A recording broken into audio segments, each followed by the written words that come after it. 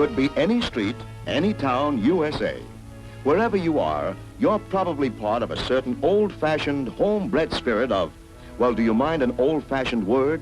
Let's call it neighborliness. Helping one another, sharing the load, and not minding a bit. He's a pretty good egg, this guy next door.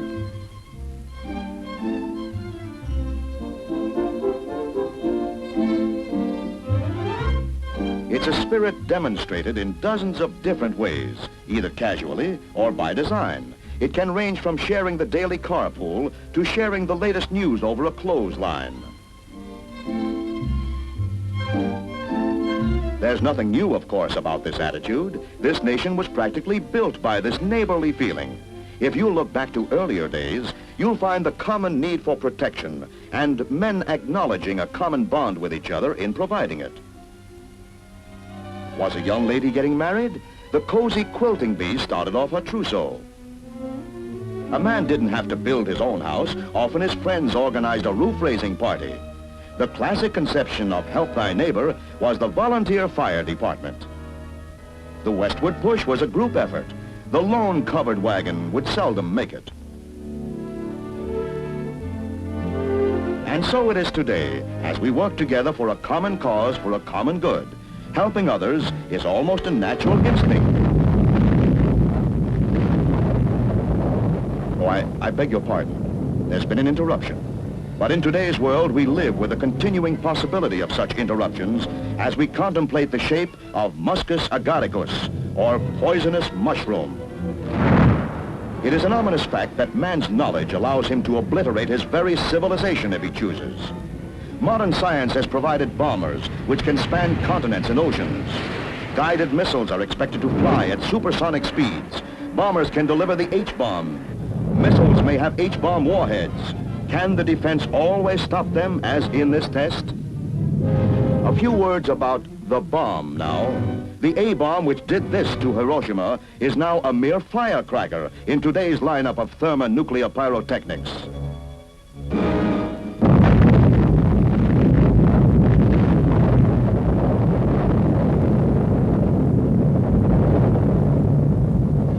The explosive power delivered by all bombs dropped by U.S. planes in World War II did not equal that released by the recent test explosion of an H-bomb. How much heat does an H-bomb produce?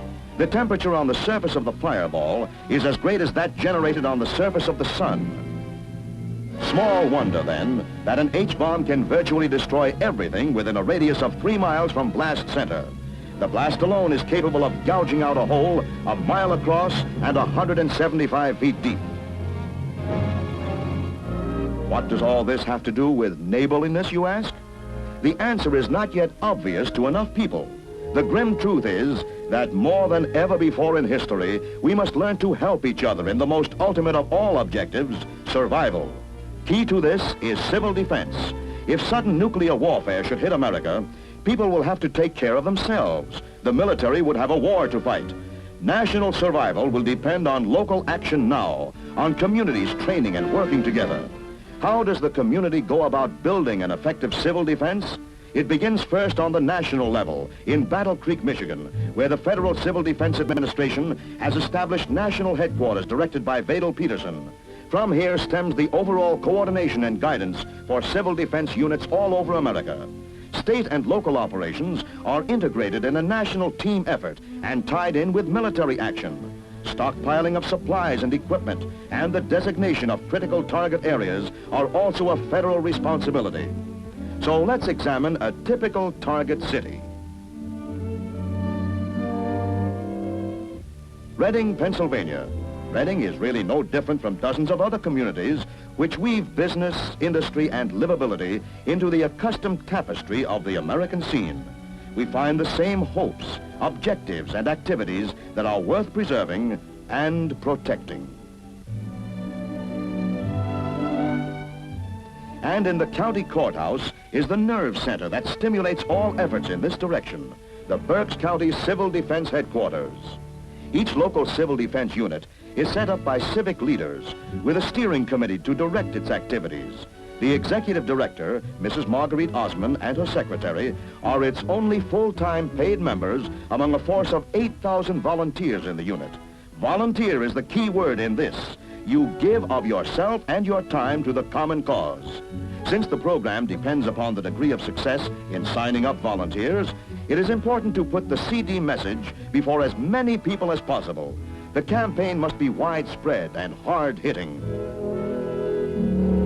Appeals can be made by newspaper cooperation, by radio and television interviews, and by extensive poster and billboard display. If volunteers have particular skills, such as nursing or medical knowledge, typing or mechanical ability, it is recorded on his application. There is a job, however, for everyone in CD, and everyone can mean housewife, auto mechanic, banker, or young junior league matron. There's nobody who doesn't have a stake in survival, and it takes a lot of varied skills to guarantee it. But since most volunteers have to be prepared for their jobs, the biggest part of any CD unit is the training program. Berks County is typical of CD organizations all over the nation. They take it seriously. Supervised by the Red Cross and Berks County Medical Society, a class in first aid is taught the techniques needed in time of disaster. Here they set splints on a fracture. The unit's goal, at least 3,000 trained first aiders in an area of 100,000 people.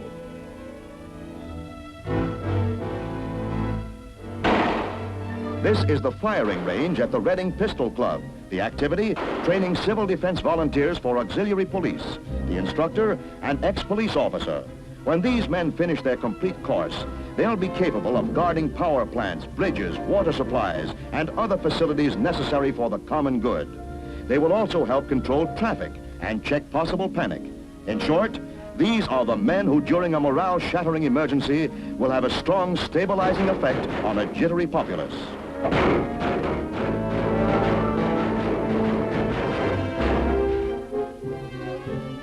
Though in the minds of most people, civil defense brings thought of the bomb, volunteers also may be used for disasters due to cyclones, floods, or other wayward fits of nature. Readiness for any need is a dominant theme. Rescue trucks have special equipment for any emergency, and volunteers are trained in light and heavy rescue duty. On the outskirts of Reading, a special house is used for rescue drills. Mounting walls and removing injured personnel from upper floors of bombed houses would be a vital part of any rescue team's work.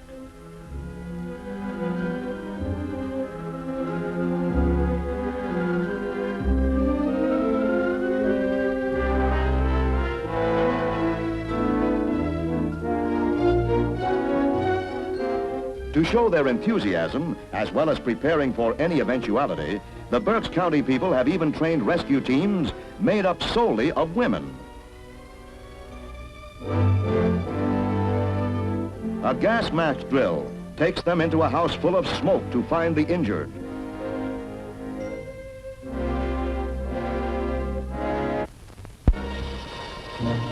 Statistics prove that more civilians were killed in cities by fire in World War II than in any other way. CD firefighters, therefore, drill at special pits to learn how to smother various types of flames. This is an oil fire. This is basically wood.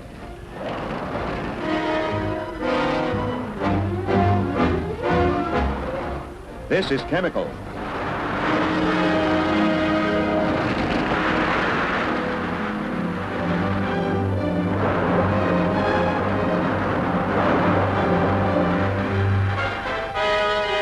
Here now is an illustration of fallout from a nuclear blast following a surface burst.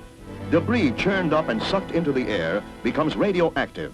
It will settle to the earth in patterns governed by wind currents, scattering a dangerous and often lethal residue over everything it touches.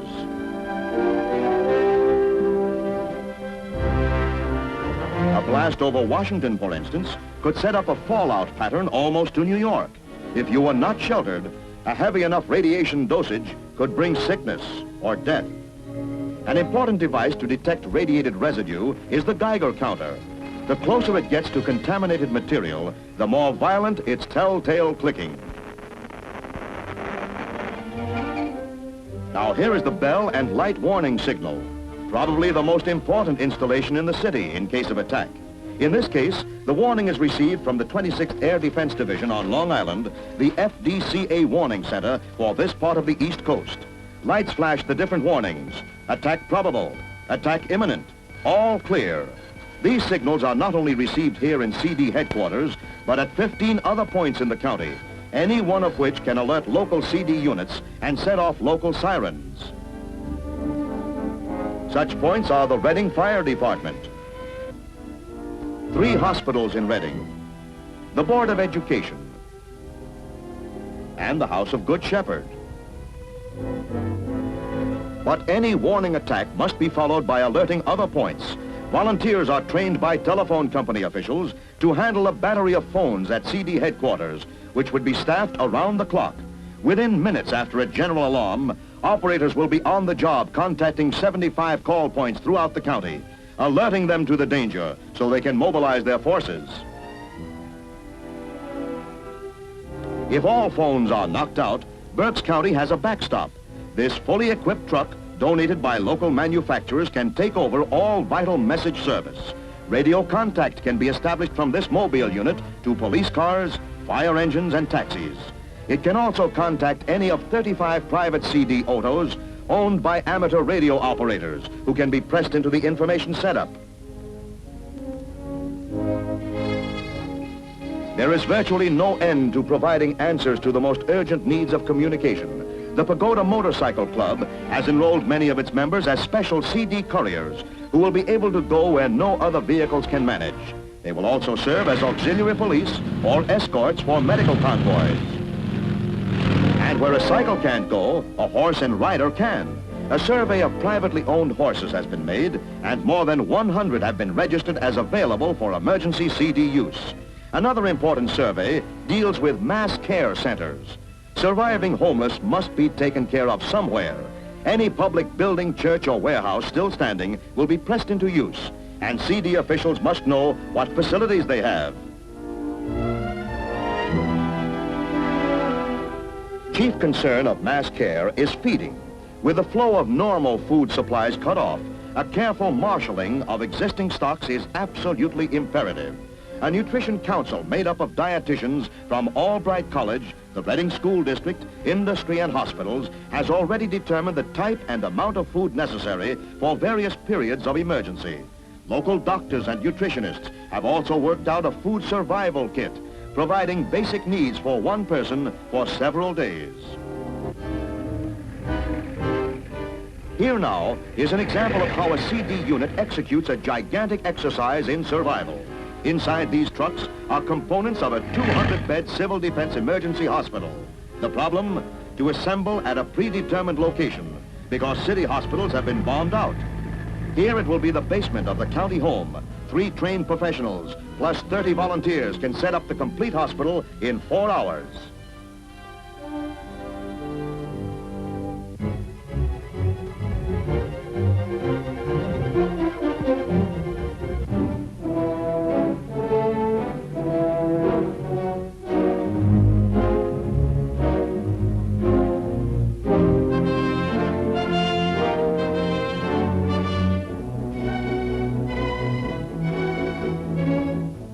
Swiftly, smoothly, with ordered intelligence and planning, the elements of a complete hospital flow into position and readiness. Everything in its place for instant use, including all departments, reception and sorting, central supplies, along with X-ray, surgery, pharmacy, and laboratory. It will all be there if they ever need it. And now it's done, right on the nose, in 4 hours. You see it here as direct evidence of how any American community can easily... Again, the interruption.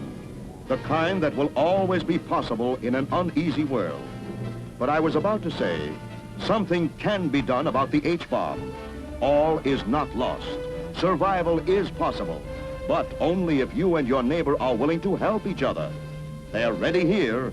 You can be ready too. Be alert today, alive tomorrow.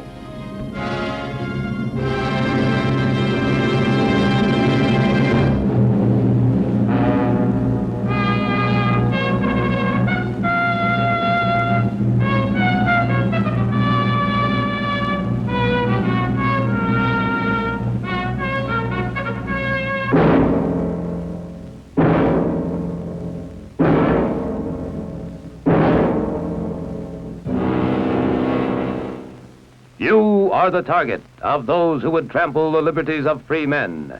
You are in the crosshairs of the bomb sight. An enemy is centering on you. You are a citizen of the free world, a citizen of the United States of America. You may live in an industrial city, perhaps in a great port city with its burdened wharves, a farming area with fertile fields and grazing herds, a mining region rich with vital ores and minerals. You are the target.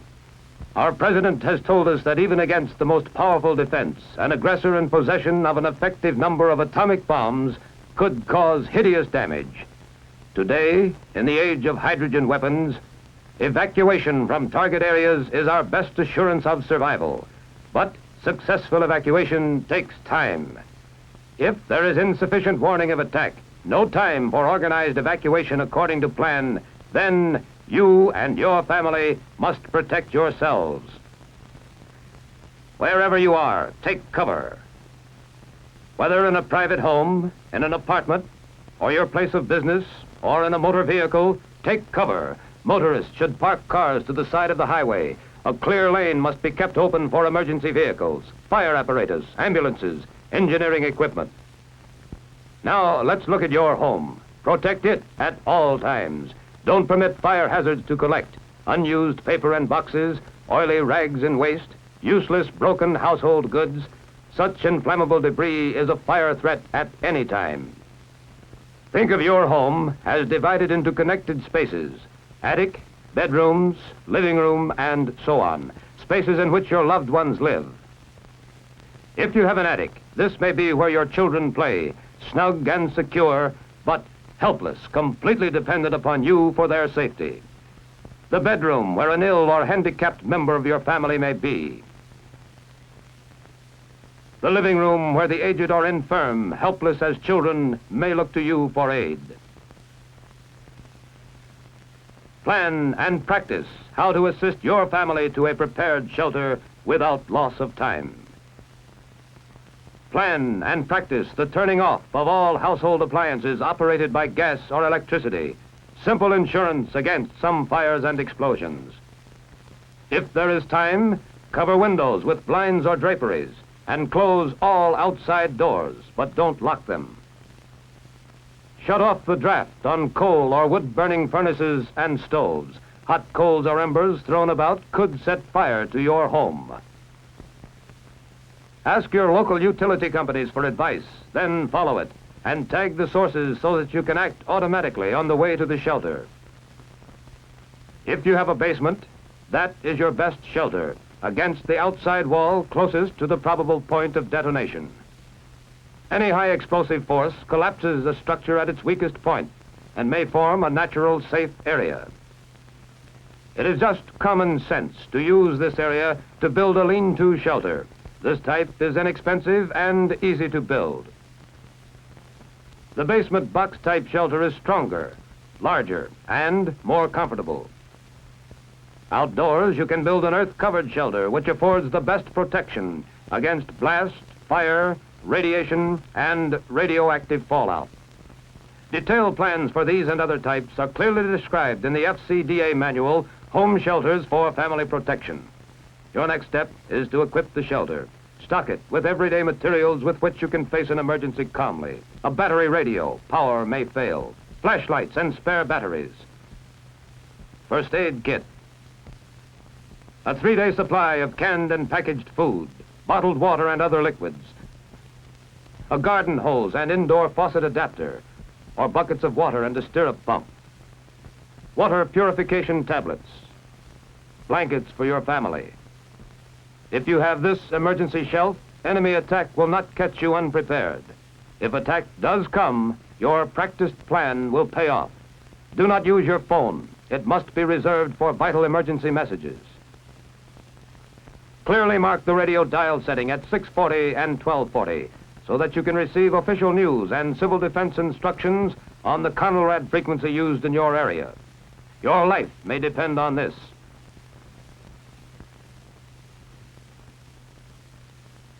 Train to give prompt first aid to the injured in your family, training that can serve you in any time of emergency. Train to fight small fires, know-how which may serve you well in any catastrophe.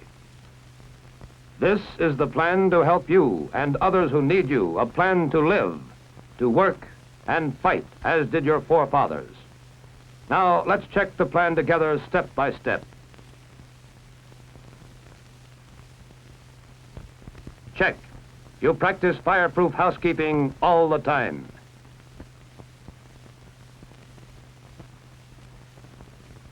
Check. You have some type of firefighting equipment to fight small fires, and you know how to use it. Check. You have canned and packaged food, canned milk, fruit juices, and water to last your family 3 days.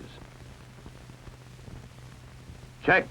You know the Conelrad radio alert may be the first warning of enemy attack. Prepare to take shelter and obey instructions instantly. Check. Your battery radio and your auto radio have the Conelrad stations clearly marked at 640 and 1240. Check. You have a civil defense first aid disaster kit, and at least one member of your family is trained in first aid. Check. Make sure your utilities are properly tagged for prompt emergency action.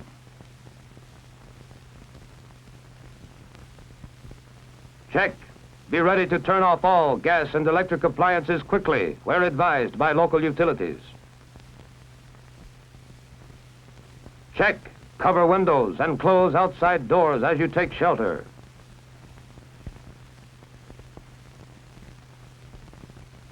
Check. If you are directed to take cover while driving, park in the first clear space so as not to block emergency traffic. Check. You have an emergency plan to get to shelter quickly and safely wherever you are. Check. You have taken training courses and read training pamphlets to prepare in advance against enemy attack. Check. You will not touch your telephone after attack. It must be reserved for critical emergency calls. Check. Study and practice your family action civil defense plan now. The plan for prompt action in the face of any disaster. Tornadoes and hurricanes. Fires. Floods or enemy attack. You will be prepared. You will know what to do instantly to help ensure the survival of you, your family, your country.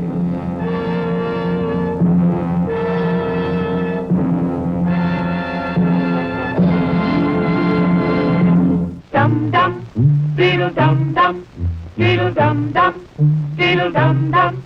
There was a turtle by the name of Bert, and Bert the turtle was very alert. When danger threatened him, he never got hurt. He knew just what to do. He'd duck and cover, duck and cover. He did what we all must learn to do. You And you and you and you, duck and cover. Be sure and remember what Bert the Turtle just did, friends, because every one of us must remember to do the same thing. That's what this film is all about. Duck and cover. This is an official civil defense film produced in cooperation with the Federal Civil Defense Administration and in consultation with the Safety Commission of the National Education Association. Produced by Archer Productions, Incorporated.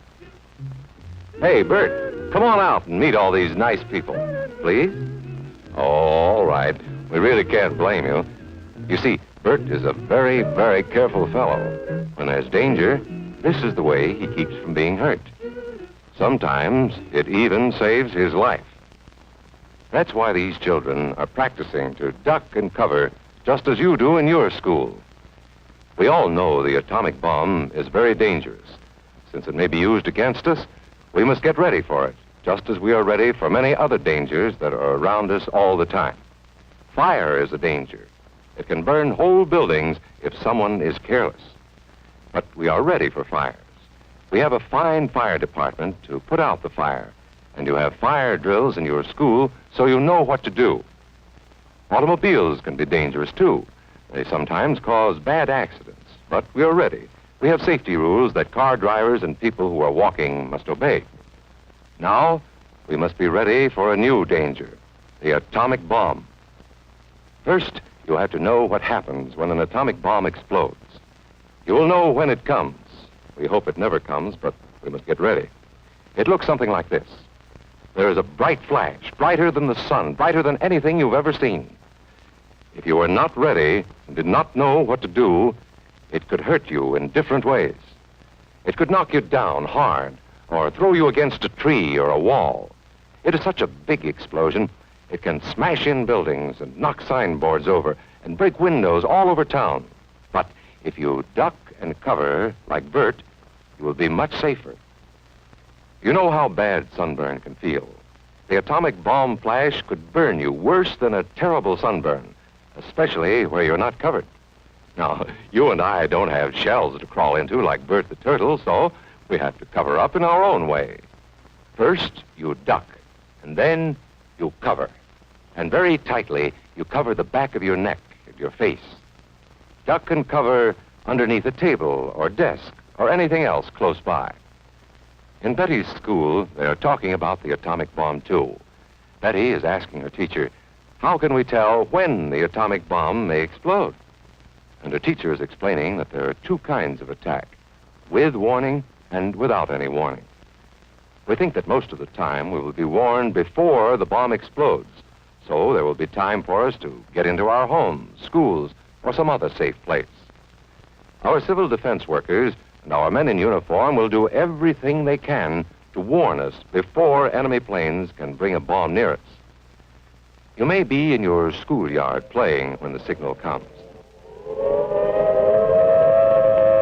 That signal means to stop whatever you are doing and get to the nearest safe place fast. Always remember, the flash of an atomic bomb can come at any time, no matter where you may be. You might be out playing at home when the warning comes. Then be sure to get into the house fast, where your parents have fixed a safe place for you to go. If you are not close to home when you hear the warning, go to the nearest safe cover. Know where you are to go, or ask an older person to help you. You know the places marked with the S sign? They're safe places to go when you hear the alarm. If there is a warning, you will hear it before the bomb explodes. But sometimes, and this is very, very important, sometimes the bomb might explode without any warning. Then the first thing we would know about it would be the flash. And that means duck and cover fast, wherever you are. There's no time to look around or wait. Be like Bert. When there is a flash, duck and cover, and do it fast. Here are some older boys showing what to do if the flash comes when you are not in the classroom. This is what to do if you should be in a corridor. You duck and cover tight against the wall this way. Remember to keep your face and the back of your neck covered tightly. Try to fall away from windows or doors with glass in them. Then, if the glass breaks and flies through the air, it won't cut you. You might be eating your lunch when the flash comes. Duck and cover under the table. Then, if the explosion makes anything in the room fall down, it can't fall on you. Getting ready means we will all have to be able to take care of ourselves. The bomb might explode when there are no grown-ups near.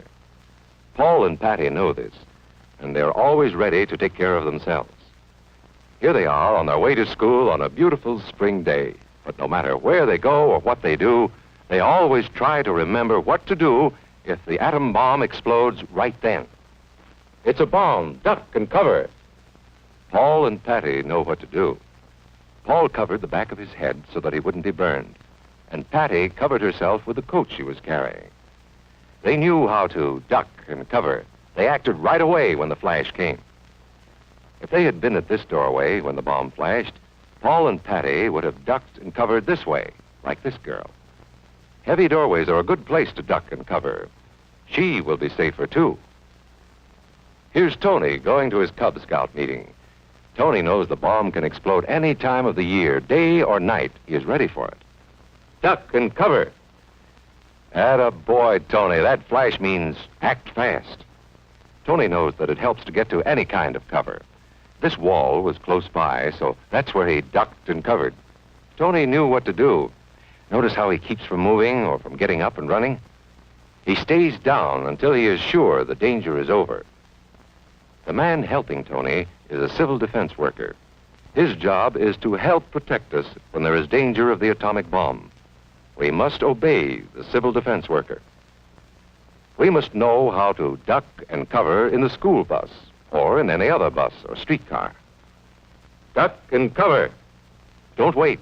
Duck away from the windows fast. The glass may break and fly through the air and cut you. Sundays, holidays, vacation time, we must be ready every day, all the time, to do the right thing if the atomic bomb explodes. Duck and cover.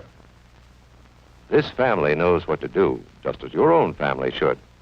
They know that even a thin cloth helps protect them. Even a newspaper can save you from a bad burn. But the most important thing of all is to duck and cover yourself, especially where your clothes do not cover you. No matter where we live, in the city or the country, we must be ready all the time for the atomic bomb. Duck and cover. That's the first thing to do, duck and cover. The next important thing to do after that is to stay covered until the danger is over. Yes, we must all get ready now so we know how to save ourselves if the atomic bomb ever explodes near us. If you do not know just what to do, ask your teacher when this film is over. Discuss what you could do in different places if a bomb explodes. Older people will help us as they always do, but there might not be any grown-ups around when the bomb explodes. Then, you're on your own. Remember what to do, friends. Now tell me right out loud.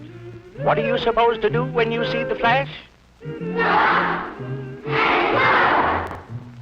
Duck and cover. Duck and cover. Duck and cover.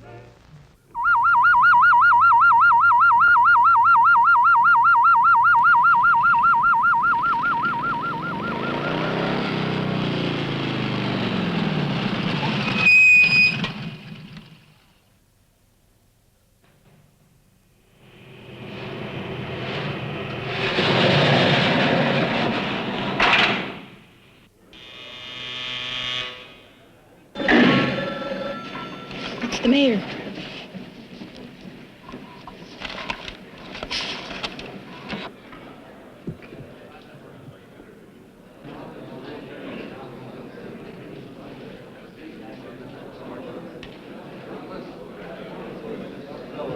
Ladies and gentlemen, you've heard the reports that enemy planes are approaching.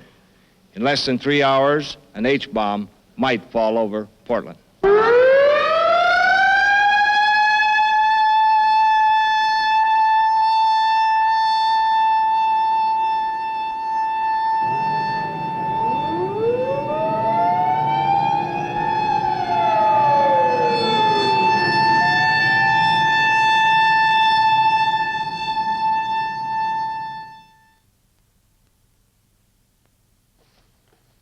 Like myself, I think you're going to be very interested in this story that we're going to tell you.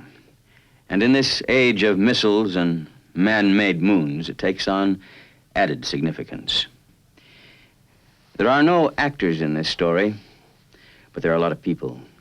The people of the city of Portland, Oregon, and what happened to them, or could happen to them, on a day that we'll call X.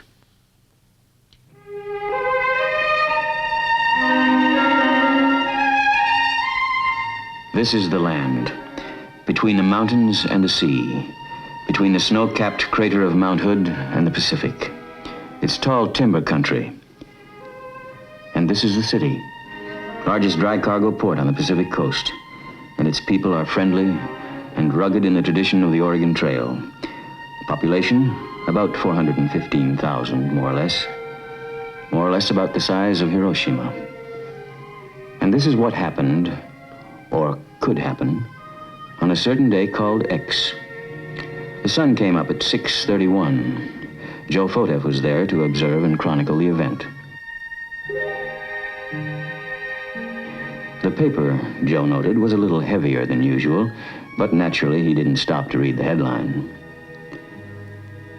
And Mrs. Frank Stufel, Portland housewife, mother of 5, was concerned at 8:02.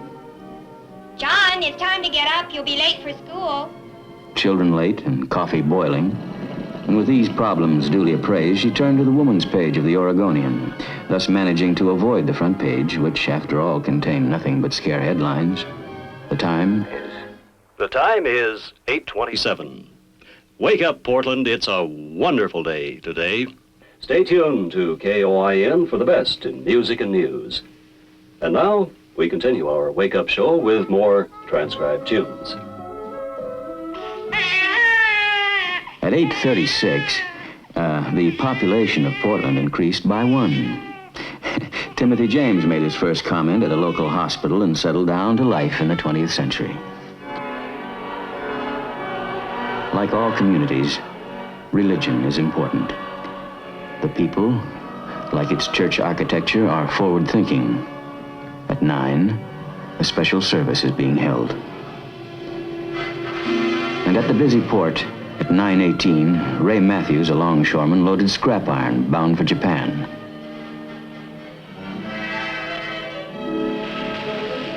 At 9:37, at the Central Fire Station, the men were busy with their morning chores, scrubbing hose, cleaning ladders, and shining the pumper.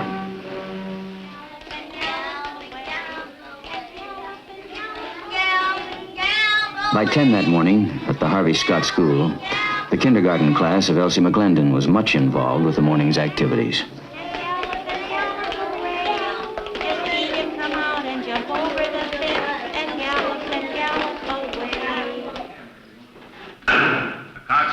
Order, the clerk will call the roll. Bean, Booty, Bowes, Earl. And the twice-weekly meeting of the city council was much involved, too. A matter of sewer maintenance was one of the problems up for discussion. At police headquarters, the messages at 10:31 so far indicated 2 cars stolen, a drunken disorderly. An average day in an average American city. Number 126, stolen auto 1425 Ash, 10-4. 126. Cat in a tree, 14 in Ankeny. Except this day. This day is the one called X. Attention all stations, emergency. This is an air raid warning and Conrad radio alert. Repeat, this is an air raid warning and Conrad radio alert. Enemy aircraft are over the Aleutians. Stand by for warning time.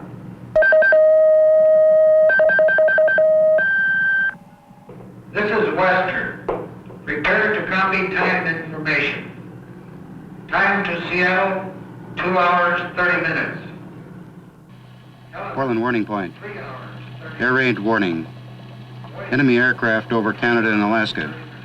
Time to Portland, 3 hours, 15 minutes. Thank you. I'll notify the mayor. At 10:32, Jack Lowe, the city's civil defense director, receives the words. Enemy planes have crossed the pole. Probably they carried H-bombs. Likely 1, maybe 2 are headed for Portland. The mayor is alerted. Mr. Clerk, gentlemen of the council, I've just received information that enemy planes are approaching this area. I've just authorized the sounding the evacuation signal. The council will be in recess and we will immediately reassemble at the Emergency Operations Center. And so this day called X, which began in such an ordinary way, is no ordinary day. At 10:35, the banshee wail of the siren echoes the warning, and the city prepares for survival.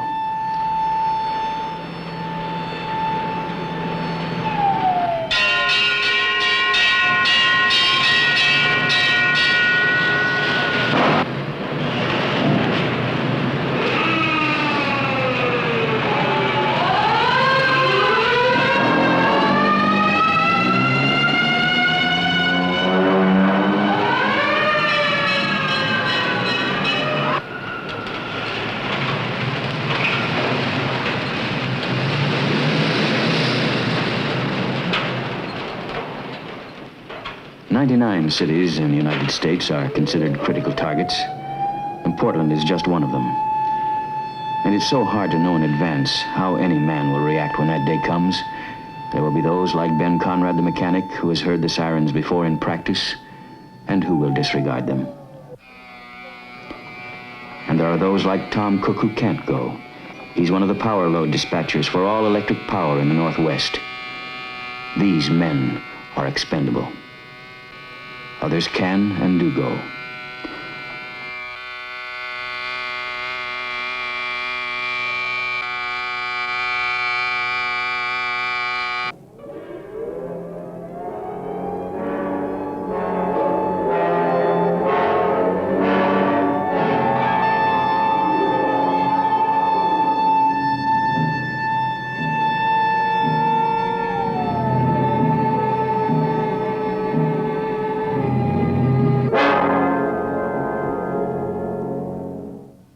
The time is 10:47.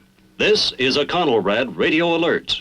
Normal broadcasting will be discontinued for an indefinite period.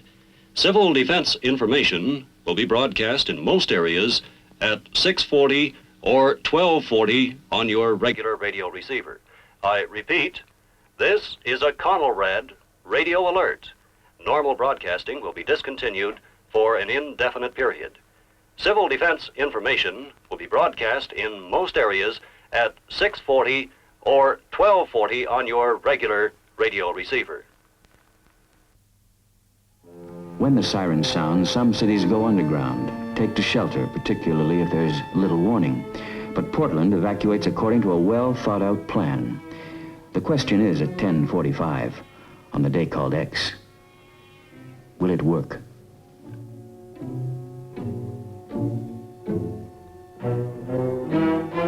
Quietly, without panic, the city organizes, becomes mobile the best it can.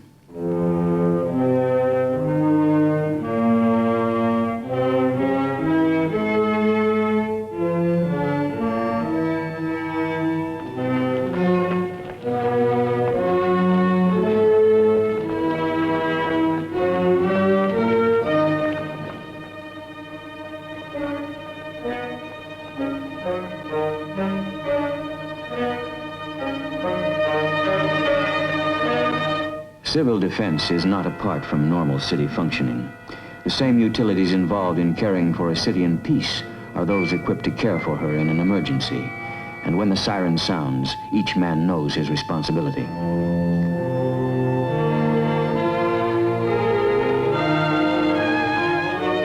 Public buildings follow a pattern well learned in practice.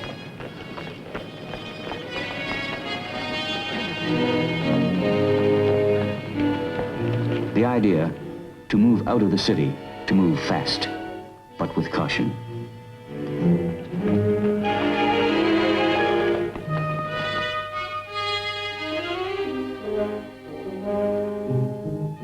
Like other Portland mothers, Mrs. Stufel moves her family to a prearranged location outside the city beyond radiation range with necessary supplies.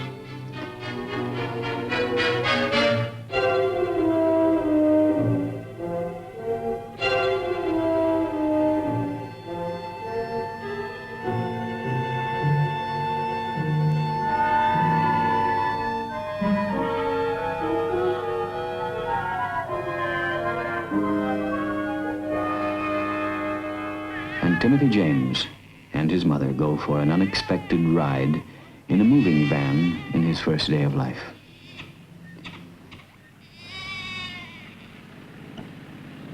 Now, at 10:50, in this hour of decision, the seat of local government is moved to a point some 6 miles out of town. Buried in a hill is a blast-proof, radiation-proof operations center where government can continue to function. Evacuation can be controlled, and if necessary, the city can be reorganized. The Portland plan revolves around the local government with Mayor Terry Shrunk its head. Government must survive if its people are to survive.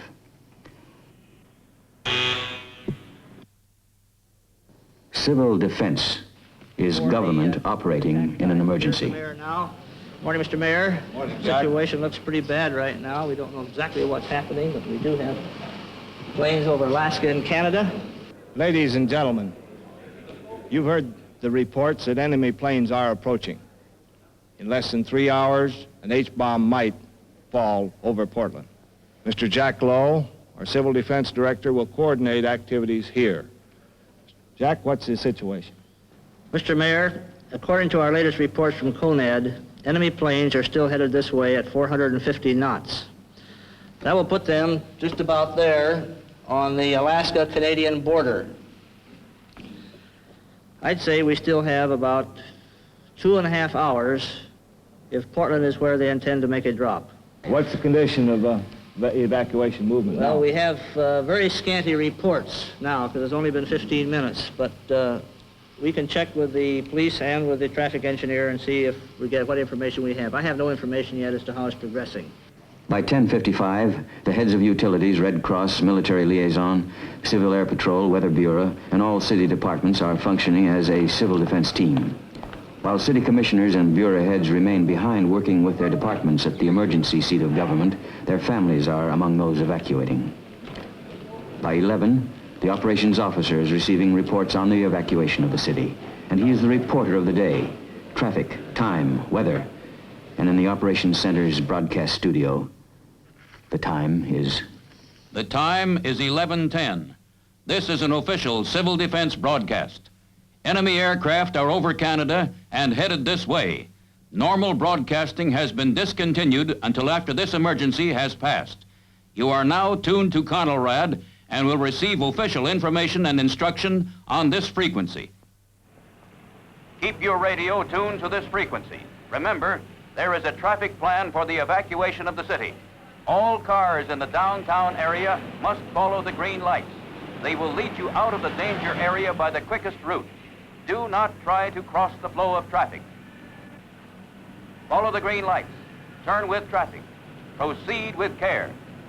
John Carpenter, a sportscaster, becomes the warning voice. The people of Portland know his voice. Trust it.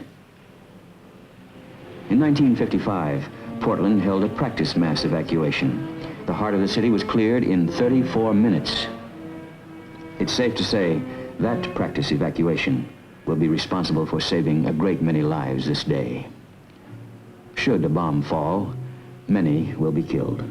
The more that move out of the city, the greater the chances of survival.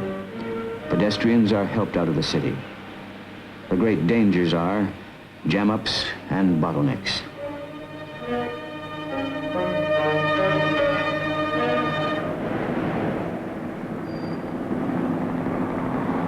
Whirling over the city, a police helicopter reports traffic movement to the operations center. Copter 1 to dispatcher. Copter 1 to dispatcher. Copter 1, go ahead. Barber and Slavin traffic moving very slowly, bumper to bumper. Suggest 1 or 2 lanes be diverted east on Hamilton. Over. 10-4, 11:31. And at 11:32, at the operations center, Police Chief Hillbrunner receives a suggestion, and with traffic engineer Fred Fowler, he works out a way to divert traffic. Motorcycle policemen are sent to split the load onto a side road. There's no way of knowing if Portland actually is an enemy target. But with 3 hours of warning and the time fading fast, it's vital that all roads lead to safety, that all roads be kept open, allowing people to evacuate from the potential target area. Meantime, county and state police halt and divert incoming traffic away from the target area.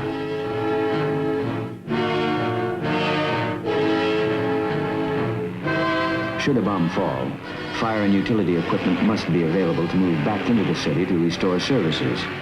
And so trucks of all sizes, of all varieties, speed to points outside the city by a detailed plan.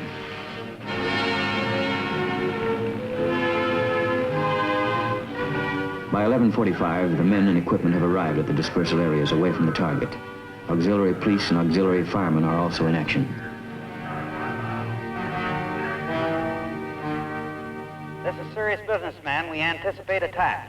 Secure your vehicles as best you can. Turn off the ignition. Put on the tarps on the fire apparatus. Take the radiation instruments with you. Move immediately to dispersal area. Move as quickly as you can to dispersal cover. I say again, move to dispersal cover.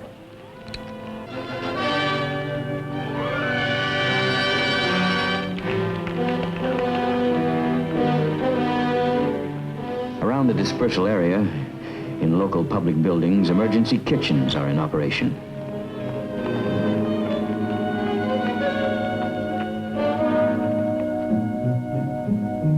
Rumors are everywhere.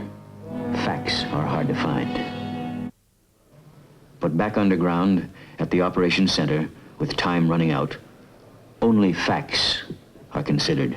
According to information we have just received from Western Air Defense Command, the situation remains the same.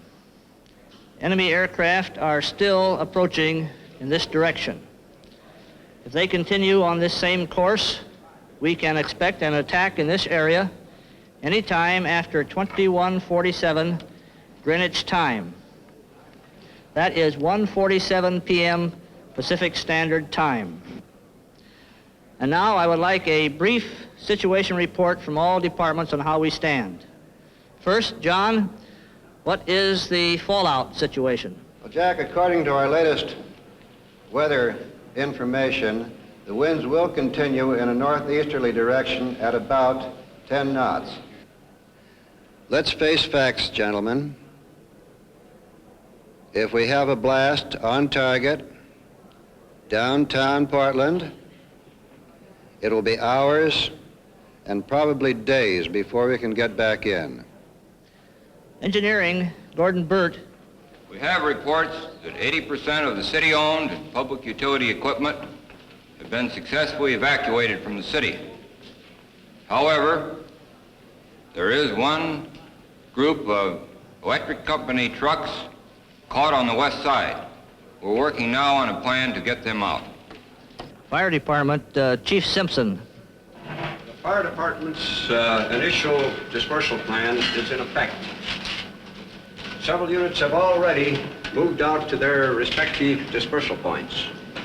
Engine 24 and Engine 30 are currently fighting a residential fire, and they will stay on the job until this fire has been controlled. Police, Chief Hillbruner. As for police activities, the city is about 65% evacuated. Traffic appears to be moving at about 15 miles an hour outbound. The state and county police have set up an effective roadblock diverting inbound traffic, thus enabling us to use all lanes for outbound traffic. Emergency Medical, Dr. Metter. City hospitals are continuing to evacuate. Emergency hospital units are functioning in Forest Grove and Mount Ainus. Others should be heard from soon. You might be interested in knowing that en route, one boy and twins were born. Gus Lang, Welfare. As the reports continue, it is obvious that the Portland plan is working smoothly. Only 7 years earlier, Portland had no civil defense. It was then that the idea that civil defense was not to be separated from normal government evolved. And in 1952, a 1 mil tax levy to finance the plan was put on the ballot by unanimous decision of the City Council. After civil defense leaders went out and campaigned, the people voted to tax themselves to protect themselves. And later, the city charter was amended to assure continuity of government, so that in an emergency like this, should the executive branch become casualties, they would automatically be replaced by a legally established line of succession of other experienced city officials. The people, as now and after the emergency, are assured of continuity of their government. Schools report complete evacuation. There's no panic among the children. They've rehearsed this before. Reports from industries indicate approximately 90% evacuation. I think we're doing quite well. And so, at 1:25, with some 22 minutes till 0 hour, Portland seems to be doing quite well. Should a bomb fall now, city officials and city services will be able to carry on, and meantime, vital messages are passed on to maintain contact with state and county headquarters. Okay.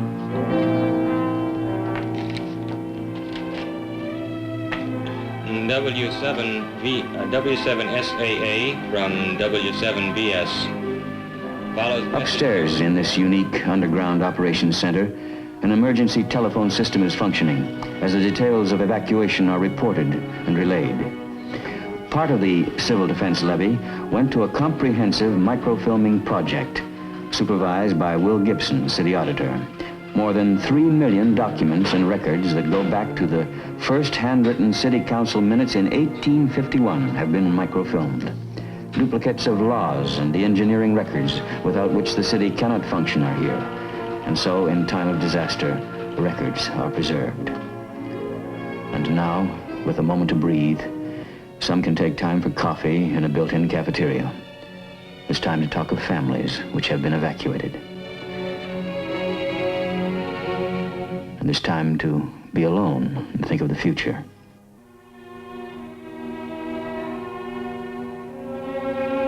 And there's even time for those who need it now to rest. 300 can live here for a week, eat, sleep, and breathe. The operations center has its own water supply, its own electric power, even its own purified air. At 1:30, on this day called X, the air outside is strange and silent. Almost all its people have gone.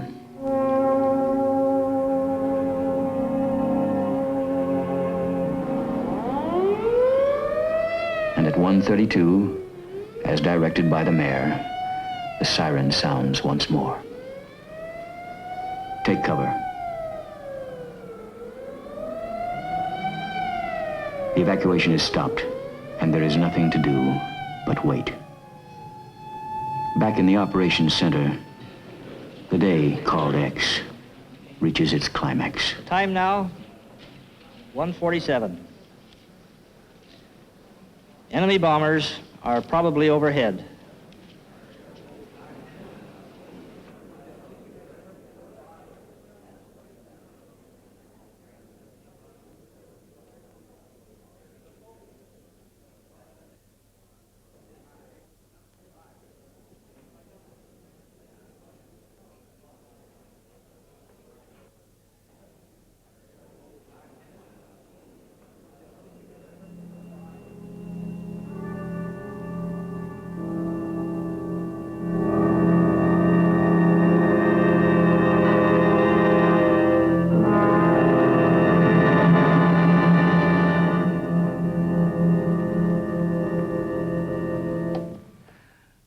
What happened after that moment, we leave you to contemplate. But one thing is certain, Portland has a plan for the survival of its people and the continuity of its government.